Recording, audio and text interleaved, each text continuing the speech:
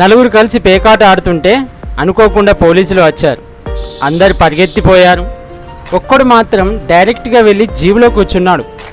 నువ్వెందుకురా బాబు జీబెక్కి కూర్చున్నావని police అడిగితే, sir చివరిసారి ఇలాగే నేను పట్టుబడితే కూర్చోడానికి సీట్ లేక నిల్చొని మరీ వెళ్లాల్సి వచ్చింది, అందుకే ముందొచ్చి కూర్చున్నాను సార్.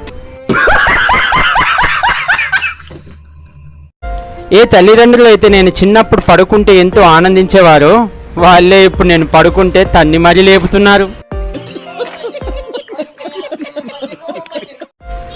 పెళ్లి చూపులకు వెళ్ళినప్పుడు అమ్మాయి గొంతు రేడియో సౌండ్ కన్నా సన్నగా వినిపించింది. అదేందో కానీ పెళ్లి తర్వాత డీజే సౌండ్గా ఎందుకు మారింది? భార్యల సలహాలు, గవర్నమెంట్ డాక్టర్ల మందులు పని చేస్తాయి, కానీ తీసుకోవడానికే ఎవరు ముందుకు రారు. మీకు ఒక విషయం తెలుసా? కేవలం ఆడదోమలు మాత్రమే రక్తాన్ని పీలుస్తాయి, మగదోమలు కేవలం శబ్దాన్నే చేస్తాయి. ఓ దేవుడా, నువ్వు చాలా గొప్పవాడివి. నీ సృష్టిలోని జీవులన్నీ ఒకే ధర్మాన్ని పాటిస్తున్నాయి. ఒక తాగుబోతూ ఓటు వేయడానికి వెళ్ళినప్పుడు అక్కడ 10 నిమిషాలు మిషన్ దగ్గర వెయిట్ చేశాడు. ఎలక్షన్ ఆఫీసర్ అడిగాడు, ఏమైందా, మిషన్ ఏమైనా ఇబ్బంది ఉందా అంటే, లేదండి సార్ అని అన్నాడు. మరి ఏమైంది లేట్ అని అంటే, సార్ నిన్న రాత్రి 2 ఫుల్ బాటిల్ ఇచ్చిండు సార్, అతని పార్టీ గుర్తెందుకు గుర్తుకు రావట్లేదు సార్. సంపాదించాలనుకుంటే అంబానీని కూడా దాటేస్తా, కానీ అందరు అంటారు కదా ఉట్టి చేతులతోనే వచ్చాము, ఉట్టి చేతులతోనే వెళ్ళిపోవాలని.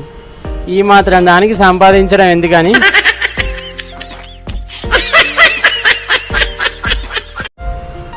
నేటి కాలం పిల్లలు టీచర్లను ఇన్స్టాగ్రామ్లో యాడ్ చేసుకుంటున్నారు, కానీ ఆ కాలంలో టీచర్లు కనిపిస్తే చాలు గల్లీలలో వాడి పరిగెత్తేవాళ్ళం.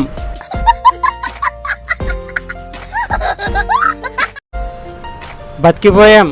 మన దేవతలందరూ భారతదేశంలో పుట్టి పెరిగారు. అదేదో లండన్లో, ప్యారిస్లో, అమెరికాలో పుట్టుంటే మన భార్యలు అమెరికా దేవతను, లండన్ అమ్మవారిని మొక్కులు తీర్చాలని అడిగేవాళ్ళేమో. నేను బండి మీద ఇంటికి వెళ్ళేటప్పుడు ఒక బ్లాక్ లేబుల్ మందు బాటిల్ తీసుకున్నా. బండి స్టార్ట్ చేసిన ఇంటి వైపు వెళ్తున్నా. వెళ్ళే దారిలో నా మెదడులో ఒక ఆలోచన వచ్చింది. ఒకవేళ వెళ్ళే దారిలో బండి పడిపోతే, మందు బాటిల్ పగిలిపోతే?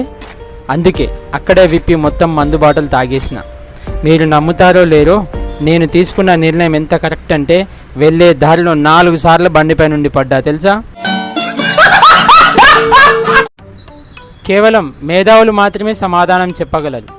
సో చెప్పండి, గాయం కాకముందే పసుపు రాసే ఏకైక స్థలం ఎక్కడ? సమాధానం తెలిసిన వాళ్ళు కామెంట్లో చెప్పండి.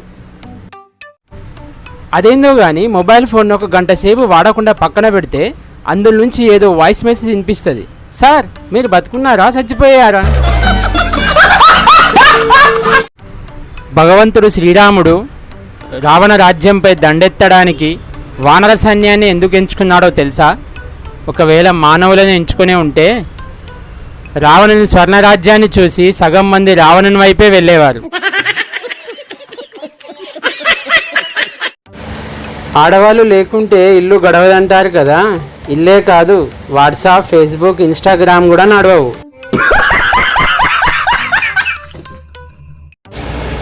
రాబోయే తరాల వాళ్ళ జీవితాలు ఎలాగో సంకనాకపోయినట్టే. ఎందుకంటారా, వాళ్ళకు మార్గదర్శకులు మనమే కదా. ఇప్పుడు ఎండాకాలంలో పరిస్థితి ఎలా ఉందంటే బట్టలు పిండగానే ఎండిపోతున్నాయి, కానీ వేసుకోగానే తడిసిపోతున్నాయి. ఒకవేళ మన ప్రభుత్వం ఒక చెట్టు నాటితే ఒక మందు బాటిల్ ఫ్రీ అని పెడితే, నిజం చెప్తున్నా అమ్మ తోడు మందు బాబులు దేశం మొత్తాన్ని అడవిగా మార్చేస్తారు.